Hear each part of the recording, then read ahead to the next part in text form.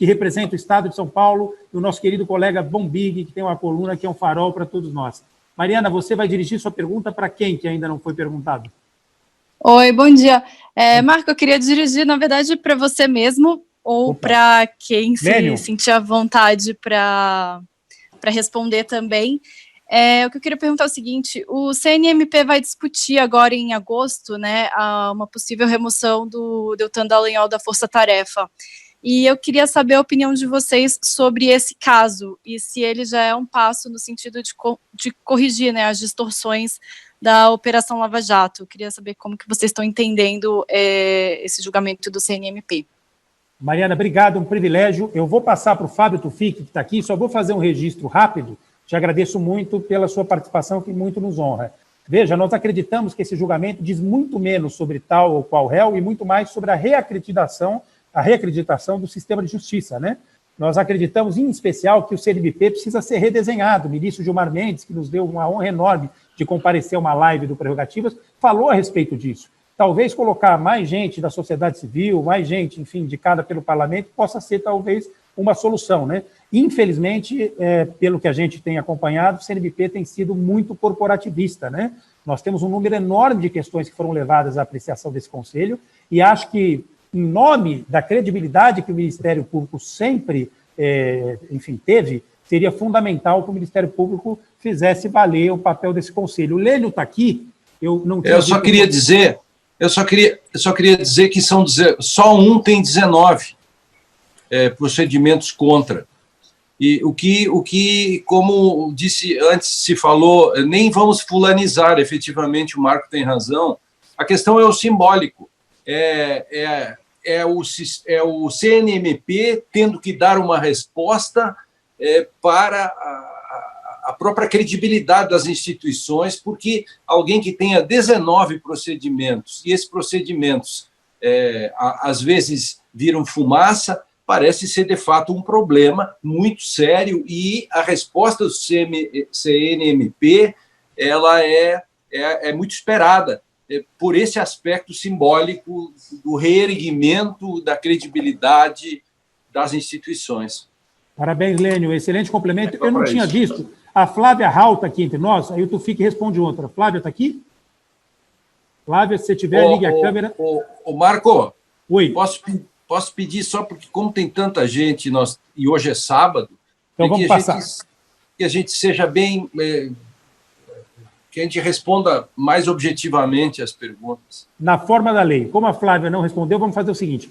Então, acho que essa pergunta está respondida. Vamos passar para o André Guilherme, que muito nos alegra de aqui representar o Valor Econômico, tem feito um trabalho muito importante, vai dirigir uma pergunta para o Augusto. Ele me colocou isso no particular, por isso que eu já estou anunciando. Querido Augusto Arruda Botelho, se prepare que agora vem o Valor. Olá, tudo bem?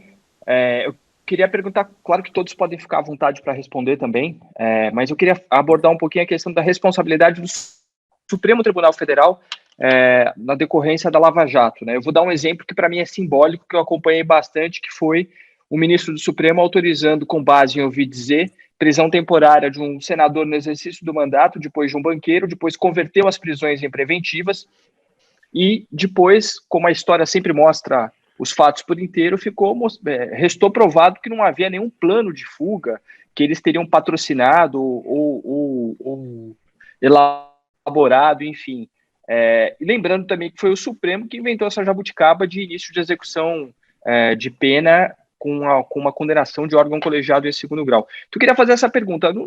Se o Supremo talvez não tivesse, não sei se omitido é a palavra, mas tivesse sido um pouco mais, se preocupado um pouco mais em garantir, evitar excessos, talvez a Lava Jato não tivesse tomado tantas vias excessivas, porque a gente sabe que a corrupção existiu, mas talvez isso também, a forma como a Lava Jato se tornou uma força quase impossível de ser contida, com uma série de excessos, isso tudo não teria acontecido se o Supremo tivesse feito o seu papel ali de conter esses excessos? Augusto, querido. Obrigado pela pergunta, agradecer o Marco e todos os colegas e colegas do Prerrogativas pelo espaço. Eu concordo, em certa parte, que o Supremo pode ter demorado a se posicionar. O Supremo é o guardião maior da nossa Constituição, é a última casas da nossa justiça, e cabe a ele justamente dirimir eventuais conflitos de interpretação e ilegalidades, principalmente dentro do âmbito constitucional. Só que nós temos que imaginar o seguinte, que chegar ao Supremo demanda tempo. Então, vamos chamar assim, a culpa muito maior pela vista grossa e muitas vezes pela validação de uma série de ilegalidades e abusos cometidos pela Operação Lava Jato, principalmente em primeira instância, num primeiro início se deve ao tribunal mais próximo da primeira instância, que é o Tribunal Regional Federal. Esse sim, por inúmeras vezes, referendou decisões absolutamente ilegais tomadas pelo juiz Sérgio Moro e pelos procuradores da Operação Lava Jato.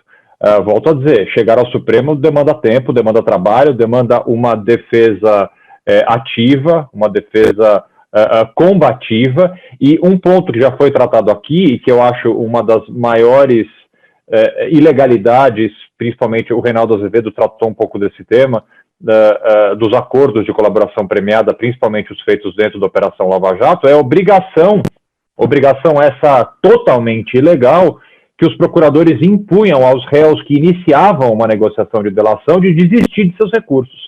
Então, muitas teses importantes de defesa, teses de liberdade, teses processuais extremamente importantes, nunca sequer chegaram até as portas do Supremo Tribunal Federal hoje, porque esses réus que optaram por fazer delação premiada tiveram que, coagidos ilegalmente pelo Ministério Público Federal, desistir de seus recursos. Então, o Supremo, volto a dizer, ele pode ter demorado muito a se posicionar, porque muitas das teses sequer chegaram a ele, e quando chegaram ao Supremo, chegaram tarde demais. Eu acho que o Supremo de hoje é um Supremo bastante diferente do Supremo de 2, 3 anos atrás, no que diz especificamente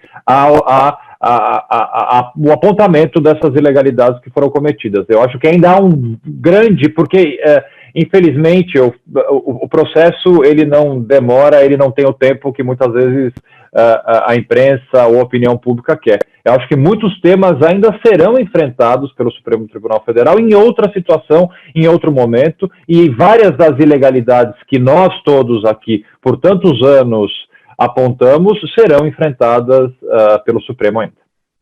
Muito obrigado. Mas nesse caso, só para complementar, nesse caso, a ação toda se deu no âmbito do Supremo, né? Esse caso que eu citei. Sim, aí André... autorizou. Vamos lá, André, o Supremo também erra. Aqui somos todos passíveis de erro, somos passíveis de um julgamento colegiado, eventualmente uma decisão monocrática de um ministro determinando ou não, sejam prisões temporárias, buscas e apreensões, elas podem futuramente ser revistas pelo próprio ministro ou pelo colegiado. O Supremo não é um tribunal completamente blindado de erros. Isso é absolutamente normal, inclusive... uma das grandes, se não a maior beleza da nossa justiça é a possibilidade de voltar atrás, de reconhecer um erro, de levar uma matéria para um julgamento colegiado e ela ser revista. Viu, Augusto? Aí tem um problema. A comunidade jurídica, naquele momento, não fez o que o Prerrot vem fazendo. Não fez o devido constrangimento. Não fez a limitação. Sim, a comunidade jurídica, naquele momento, quedou-se muito. E se tivesse aí, a pergunta é absolutamente pertinente nesse sentido, porque aconteceu dentro do próprio Supremo, e naquele momento ficou meio assim, quem sabe tal, depois vieram as consequências, porque... Ô Marco Aurélio, posso fazer uma observação bem rápida? Se me permite.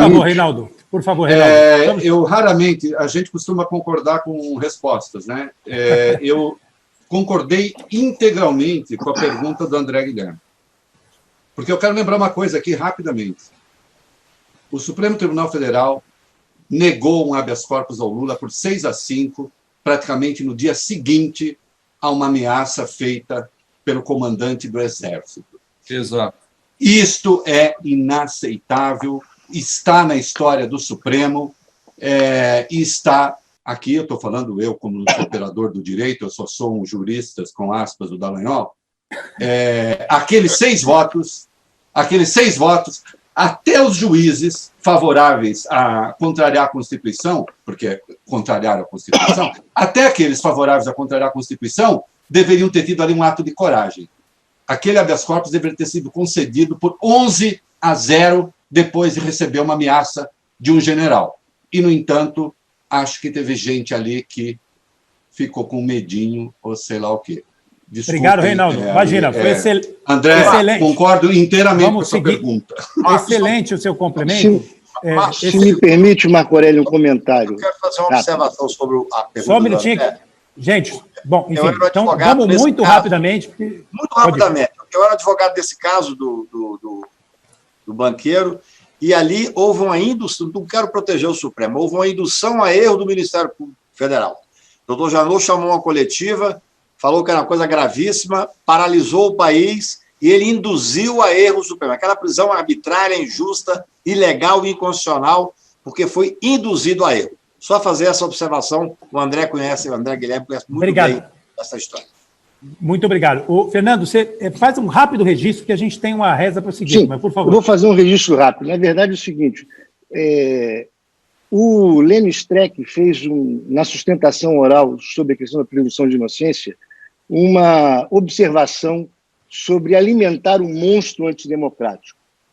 Então é o seguinte, este livro permite uma mudança de rumo. O Gilmar Mendes, por exemplo, votou favoravelmente a Lava Jato muitas vezes, inclusive impediu o Lula de tomar posse, mas acabou posteriormente verificando a criação do monstro e passou a ser um dos ministros a denunciar os abusos.